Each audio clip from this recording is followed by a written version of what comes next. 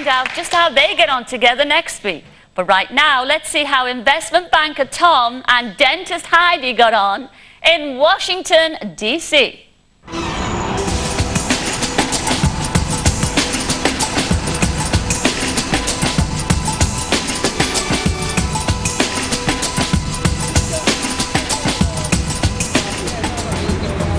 Hi. Heidi.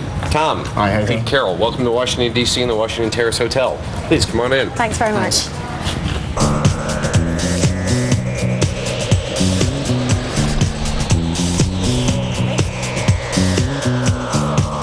glad we picked Washington, to be honest. Excellent. Good picking skills. I think so. Excellent. I think so. Pretty good.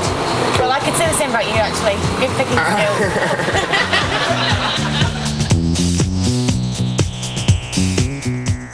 Getting on pretty well with Heidi, basically talking quite a lot, getting on pretty well with meals and stuff.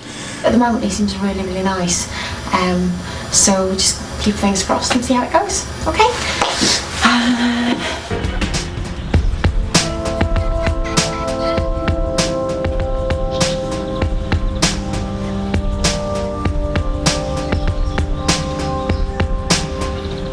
I know she definitely sort of obviously fancies me. And you know, I think we're just going to sort of just have to see what happens tonight. What did Tom ask you? That's famous, basically. And what did you actually say? Yeah. In fact, I think what the line was basically, yeah. The view is amazing. Company's not bad. The film star, whose head is growing by the second, I would imagine. I'm quite sure what's going on. Like Heidi just felt really tired and stuff. I was like, well, what's going on? Got back to the hotel now, and she just wants to sort of go to bed. But I'm like, what are you doing? It's like sort of from 9:30 on a Friday night. Yeah, there was a little bit of romance at the beginning, but I think we sort of realised that we just didn't have really very much in common. As friends, we get on great guns, but in terms of romantically, there just wasn't that zha-zha-zing.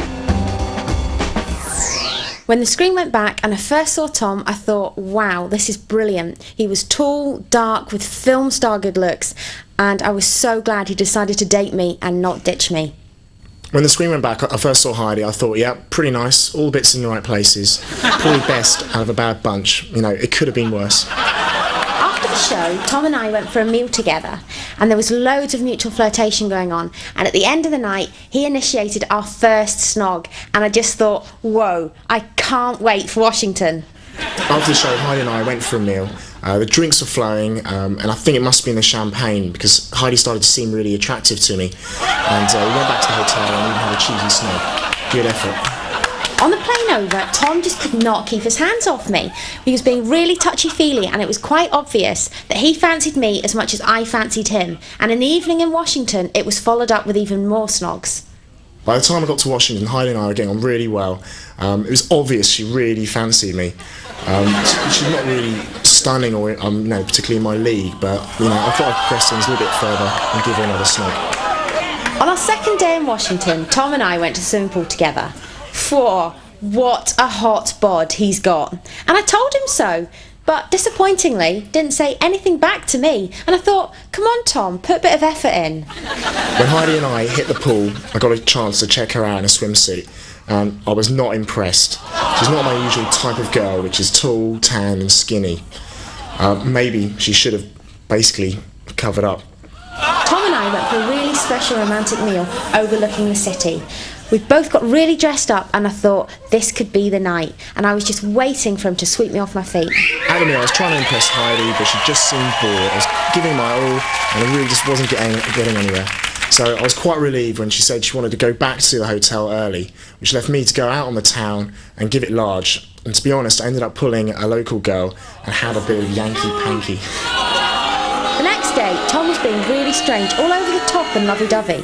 And then he actually confessed to me the night before he'd been with this American bird. And I thought, that is disgusting. Take your hands off me, you two-timing lanky banker. The next day, I thought I'd come clean and tell Heidi all about the American girl from the night before. She seemed to take it quite well, but to be honest, I think I could read her, and I think she was quite gutted. Well, which is understandable. By that stage, the date was officially dead in the water. I realised that I'd been blinded by Tom's good looks. and I'm now seeing him for what he really is. A vain, self-obsessed egotist. I'd just like to thank Scylla for sending me away to Washington. I had a really brilliant time and enjoyed myself. I think Heidi's not really in my league, but if she played her cards right, then, you know, I think we could have maybe got together. But what can I say? It's her loss and my gain. And that American female hospitality, well, you know, second to none. Washington is an awesome city, and I would love to go back there with the man of my dreams, which unfortunately wasn't Tom. He's the man that put the DC into Washington. Dull creep.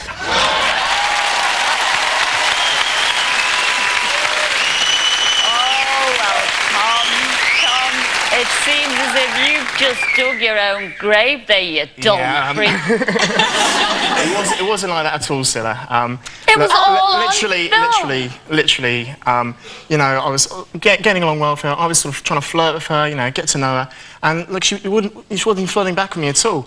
You did nothing but criticise. For a start, you said she was the best of a bad bunch. How I never could said that you? to her. I think that is so hurtful. I think he's been really, really hurtful. And at the beginning, when we went on the first date, it was Tom that initiated all the touchy-feeliness. Well, you weren't flirting with me at all. I mean, what can I say, you know? How can you also say, I mean, you were really very rude about our Heidi when she was in the swimming pool. Well, what can I say? Look, you said she should have covered up. How did you feel about that? I thought she'd have a thong, yeah, and she brings out this swimsuit. It's like a pair of boxer shorts. It's like mank, and like I was like, what? Tom, there's no need, like. I think Tom is basically, I thought he was a gentleman, and he's come across that he's now basically not a gentleman. And the comments he made about me in the swimming pool, I just think were just... I didn't make any comments about you in the swimming pool. You know, you've just said them on the VT, though, and it was just really... about your swimsuit, not about you. Oh, I should cover up. Well, that's a bit harsh. But... I think that was quite harsh. Now, why did you flirt with her? You felt all these feelings. We were on a date, you know. She wasn't in your league. We were on a date. What is that? No, not at all. I mean, you know, I thought we were on a date. I thought, you know, I've got to sort of, you know, obviously, you know, just get to know her and stuff. But to be honest, she didn't have a lot to say for herself. I mean, okay, she's a dentist. All she sort of went on about was her teeth and stuff. Well, be fair, Tom, you really are up yourself, aren't you?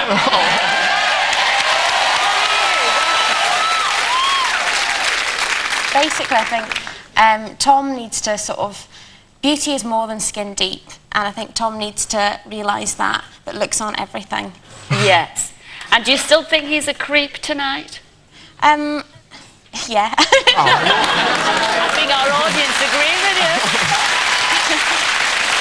Anyway, I think you're absolutely gorgeous. You've got no taste whatsoever. But wish them well. Not him so much, but our Heidi.